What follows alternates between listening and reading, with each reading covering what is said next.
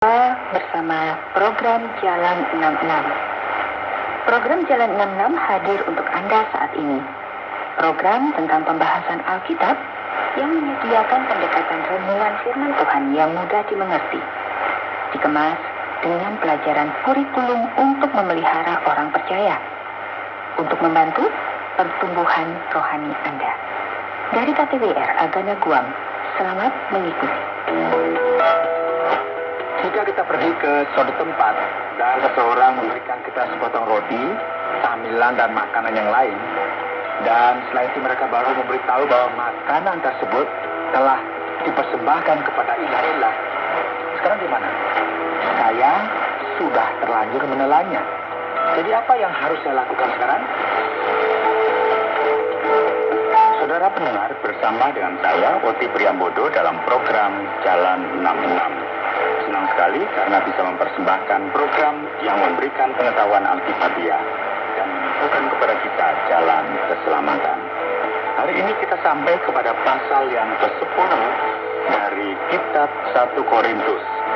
Pak Yones akan memberikan kepada kita sebuah tema, yaitu masalah penyembahan berhala. Saudara, apakah Anda percaya pengaruh dari hal-hal supranatural? Dapatkah sebuah ritual yang aneh mempengaruhi kehidupan seseorang? Hari ini kita akan belajar tentang sesuatu yang sensasional berkaitan dengan penyembahan berhala. Saudara, kita telah belajar masalah-masalah yang rumit yang berkaitan dengan makanan yang telah dipersembahkan kepada ilah-ilah. Jelas sekali bahwa makanan tersebut bukan yang menjadi masalah. Yang dipersoalkan oleh Paulus sebenarnya adalah mereka yang lemah imannya. Namun berkaitan dengan masalah ini, maka secara natural bisa saja disalahartikan oleh jemaat yang ada di Korintus. Inilah mengapa Paulus berbicara kepada mereka dengan jelas dan gamblang, bahkan bersifat langsung, berkaitan dengan masalah berhala. Ia mulai membuat referensi yang terdapat di dalam Perjanjian Lama. Aku mau supaya kamu mengetahui, saudara-saudara, bahwa nenek moyang kita semua berada di bawah perlindungan awan dan bahwa mereka semua telah melintasi laut. Untuk menjadi pengikut Musa, mereka semua telah dibaptis dalam awan dan dalam laut. Mereka semua makan makanan rohani yang sama dan mereka semua minum minuman rohani yang sama. Sebab mereka minum dari batu karang rohani yang mengikuti mereka, dan batu karang itu ialah Kristus. Nah, di sini ia menggunakan bahasa alegoris dalam ayat 4. Tetapi sungguh pun demikian, Allah tidak berkenan kepada bagian yang terbesar dari mereka, karena mereka ditewaskan di padang gurun.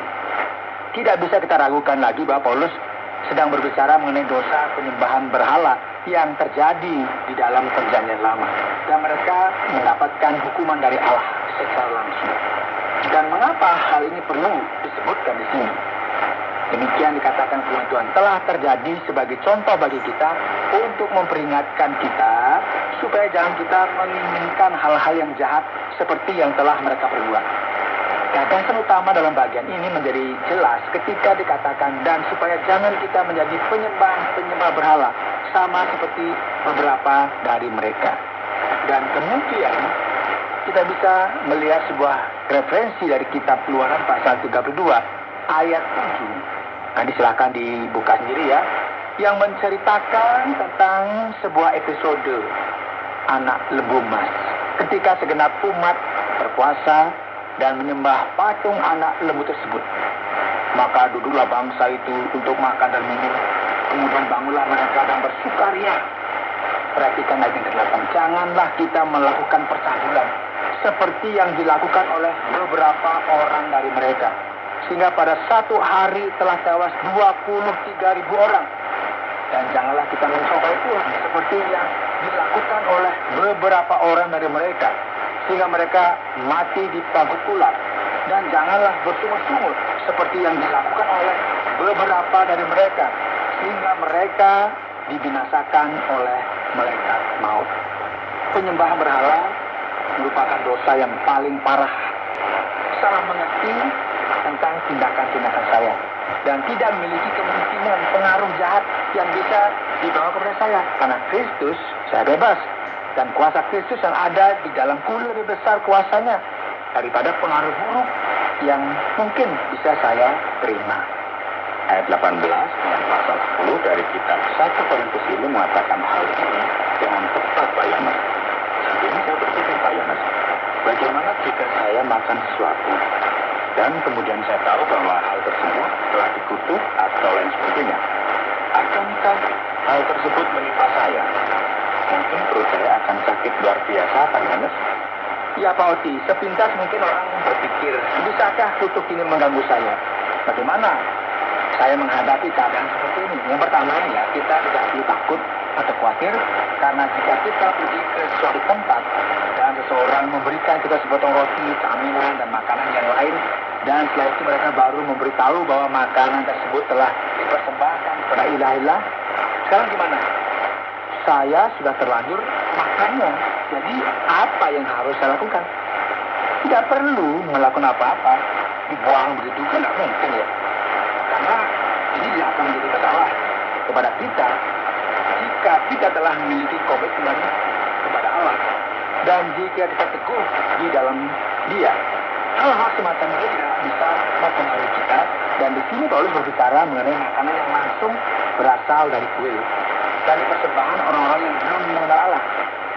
Dan masih saja hal ini tidak akan mempengaruhi kita. Jadi intinya ya, kita tidak perlu hidup dengan paranoid, ketakutan ya sebagaimana dialami oleh banyak orang. Orang-orang seperti itu berpikir bahwa setelah mereka makan kue, lemper atau dadar gulung ya, mereka harus membuangnya. Dan jika tidak, perut mereka akan sakit.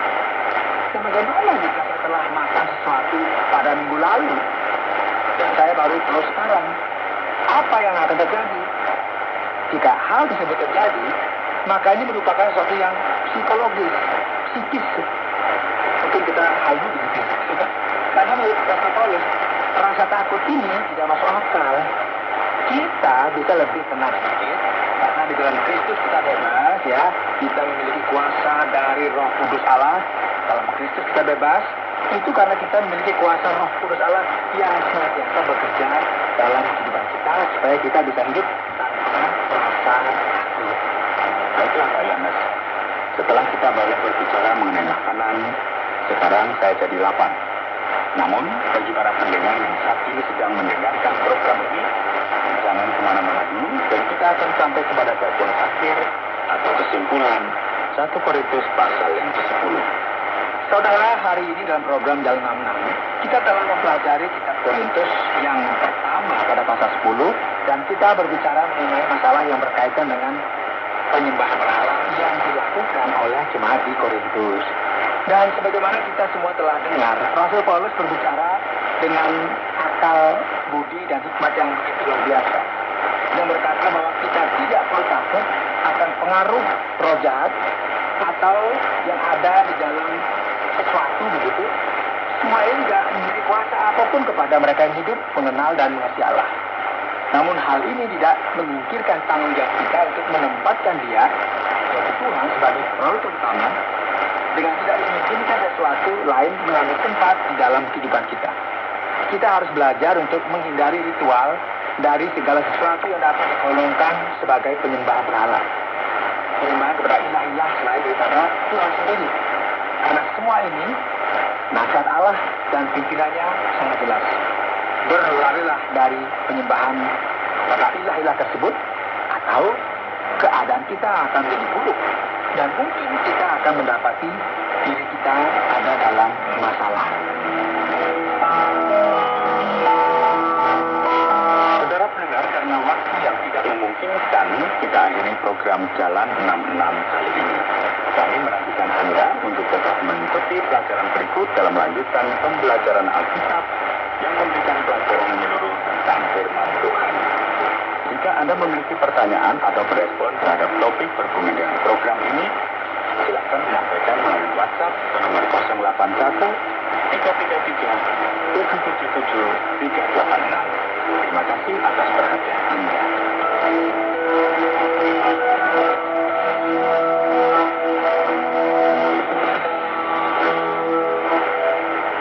Saudara pendengar, sampai di sini dulu